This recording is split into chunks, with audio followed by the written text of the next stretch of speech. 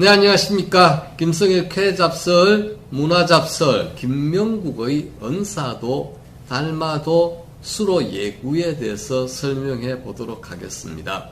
아마도 우리 일반 시청자 여러분들께서는 김명국에 대해서도 잘 모르고, 여기 나온 은사도, 달마도, 수로 예구에 대해서 잘 모르겠지만, 달마도는 보시면은 다 아시는 그런 그림이 될 것입니다.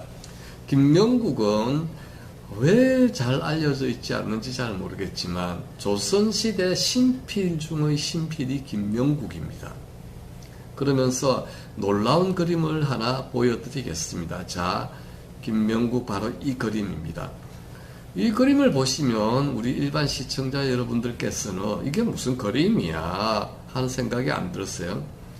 그림이면 보니까 인물화 같기는 한데 얼굴도 없고 그냥 옷만 걸치고 있는 두근, 요새 무슨 복싱 선수처럼 두근을 이렇게 쓰고 있는 사람처럼 그렇게 그려놓고서는 이게 왜 명작이냐고 이야기하실 텐데요. 설명을 한번 볼까요? 자, 이 설명은 유홍준 씨가 조선일보의 은사도에 대해서 논평을 한 설명입니다. 연담의 명작으로는 취필이 분명한 달마도가 있다. 근데 취필 술 취해서 그린 그림 이 말인데, 연담 김명국은 주선, 주광, 하여튼 술에 대해서는 유명한 사람이었기 때문에 술을 마시고 그림을 그렸다 이 말인데, 내가 가장 연담다운 작품으로 생각하는 것은 죽음의 자화상 은사도다. 자, 이제 그림이 이해가 되십니까? 이 그림 은사도라는 것인데, 관 속에 자기 상복을 입고 누워있는 사람이 이제 저승으로 가는 뒷모습을 그린 그림입니다. 소름이 약간 돋지 않으세요? 관에 들어갈 때 상복으로 입잖아요. 그런데 관에서 이제 하늘로 가기 위해서 터벅터벅 걸어가는 뒷모습을 이렇게 그려놓은 것입니다. 그래서 상복을 입은 채 지팡이 비껴잡고 어디론가 떠나는 자의 뒷모습을 그린 것인데, 그림 위쪽에 마구 흘려쓴 화재를 보면 저승으로 가는 연담의 모습을 그린 것임을 알 수 있다 해서 화재를 한번 볼까요? 없는 것에서 있는 것을 만드는데 이렇게 장무능 작유 이렇게 되고요. 그 다음에 그림으로 모습을 그렸으면 그만이지 무슨 말을 덧붙이랴. 화목기전은 이렇게 되는데 이 기자가 조선일보의 기자가 잘못되어 있는 것 같습니다. 어찌 기자를 써야 되는데 제가 가로에 넣어놨습니다. 그 다음에 세상엔 시인이 많고도 많다지만 하는데 세상 다 소객, 이 부분을 유홍준 씨가 세상엔 시인이 많고도 많다지만 하는데 여기에서는 시인이란 표현이 없는데 객들이 많고 많지만 사람들이 많고 많지만 정도인데 이렇게 해석해 놨고요. 그 다음에 유촉이 산혼 이렇게 해서 그 누가 흩어진 나의 영혼을 불러주리요. 멋지죠. 그 누가 있어 흩어진 나의 영혼을 불러주리요. 이렇게 써져 있습니다. 화제가. 자, 이게 연담이 죽음의 자화상, 저승으로 가는 자기 뒷모습을 생각해서 그리면서 써놓은 화제입니다. 그래서 동서고금의 자화상은 많고도 많지만 죽음의 자화상은 달리 찾아볼 수 없다. 그래서 연담에게 술은 창작의 촉매지에서 삶의 좋다는 경지로 들어가는 묘약이었나 보다. 이게 또 역시 술을 한잔 하시고 일필휘지로 내가 죽은 뒷모습을 그렸다고 유홍준 씨는 그렇게 평가하고 있습니다. 자, 연담 김명국에 대해서, 연담 김명국이라는 화가는 일반에게 잘 알려져 있지 않지만 달마도는 여러분 다 떠올려지시죠? 해서 그야말로 손이 움직이는 대로 붓이 가는 대로 내맡겨서 그렸다 해서 연담 김명국은 조선시대 화가 중에서 신필로 추앙받는 첫 번째 화가가 김명국입니다. 그래서 김명국의 천전성에 대해서 남태응이 조선시대 최고의 평론가 중에 한 사람이죠. 청족화사에서 다음에 있는 글을 표현하고 있습니다. 보시면 한마디로 남태응은 뭐라고 하냐면 김명국은 그림의 귀신이다라고 표현을 하고 있습니다. 그 화법은 앞시대 사람의 자취를 밟으며 따라간 것이 아니라 미친 듯이 자기 마음대로 하면서 주어진 법도 밖으로 뛰쳐나갔어. 포치와 화법 어느 것 하나 천기가 아닌 것이 없다. 이렇게 표현하고 있습니다.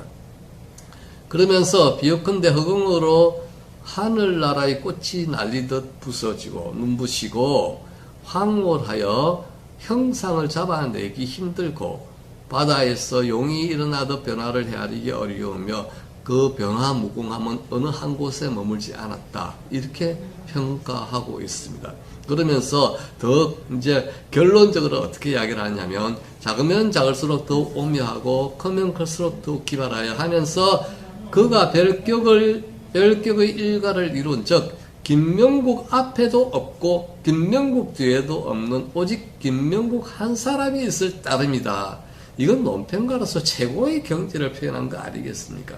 다시 김명국 앞에도 없고 김명국 뒤에도 없는 오직 김명국 한 사람만이 있을 따름이다. 이렇게 논평을 할 정도의 사람입니다.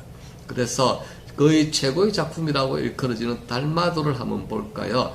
국립중앙박물관에 있습니다. 여러분 잘 아시죠? 달마도. 학교 교과서 같은 데서 나왔던 그림일 겁니다. 해서 달마는 선종의 시조입니다. 크기는 83cm, 57cm니 조선시대 회화 중에서는 꽤 큰 편이고요. 조신 통신사의 이론으로 일본에 갔을 때 그곳에 그려두었던 것을 우리 박물관에 사들여와 소장하고 있습니다. 일본에서 그림을 그린 건데 많은 그림 수요를 충족하려니까 빨리 그려야 되겠죠. 이 달마도도 한잔 하시고 그렇게 빨리 일필휘지로 그린 그림이다. 상반신을 짙은 먹색의 간결하고도 속도감 있는 필선을 사용, 부리부리한 눈, 덥수룩한 턱수염, 선성 달마의 호탕무예한 성격을 잘 드러내고 있다. 해서 극도로 절제된 목선을 단순히 그려낸 듯한 힘찬 눈빛 이렇게 됩니다. 두근 옷을 한번 보세요. 여기에 어떤 기교가 있나요? 아무것도 없습니다. 그게 선성입니다. 활탈한 필치로 아무 끄리낌 없이 북북 그려내린 맥가닥 선으로 달마대사의 이미지를 형상화하고 얼굴을 묘사하는 데서 단묵의 속필로 그의 이국적 풍무와 깊은 정신세계를 표현했다. 이렇게 평가가 됩니다. 그럼 달마를 조금 이야기를 하자면 달마는 사실은 인도 출신 성녀인데 소림사 건법의 창시자 그러니까 무인입니다. 소림사 건법 요새도 유명한 소림사 건법을 달마가 만든 겁니다. 그래서 무인적 풍모가 있어야 됩니다. 달마의 그림에는. 여러분도 혹시 달마 뭐 인형 나무로 깎은 달마 그림들 보시면은 눈이 부리부리하면서 살아있는 것이 특징 중의 특징입니다.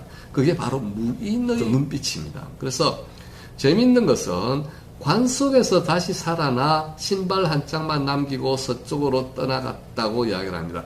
달마가 서쪽으로 간 까닭 그런 영화가 있었던가요? 아무튼 간에 관 속에서 다시 살아나 예수님 비슷한 그런 전설을 남긴 그런 달마입니다. 그래서 속세를 초월한 선의 세계로 나아간 것입니다. 달마도엔 따라서 선의 세계에서 깨달음이 담겨져 있어야 합니다.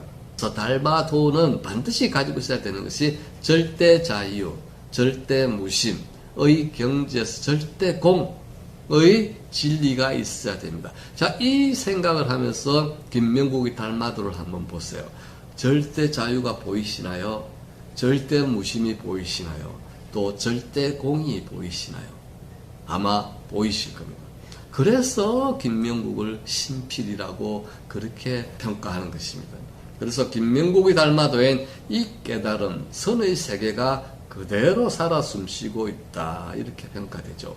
선무한 선과 무를 중시했던 달마의 무인다운 풍모까지 보이지 않습니까? 아까 달마도 눈을 보시고 그 다음에 약간 비슷한 15도, 20도 각도로 하늘을 쳐다보는 그런 거에서 무인의 풍모가 느껴지시나요? 소림사 건법을 창안하신 분의 느낌이 오시나요? 네, 오시길 바랍니다. 호방함, 시원스러운 묵선과 여백의 조화가 압권이다. 자, 이것이 거의 신의 경지, 신필의 경지에서 나올 수 있는 명작 중에 하나 아니겠습니까? 그리고 제가 또 좋아하는 그림 하나 더 설명을 할게요. 바로 이 그림입니다. 수로 예구입니다. 수로 하면 수승노인이죠. 수승노인, 목숨, 장수를 관장하는 수승노인이고요. 예구, 예구, 끌 예자에다가 거북 구자입니다. 거북이를 끌고 가는 수노인 이렇게 되겠죠. 어떻습니까? 그림이 앞에 김명국의 달마도에서 옷을 그린 그림하고 비슷하게 옷을 그리지 않으셨나요?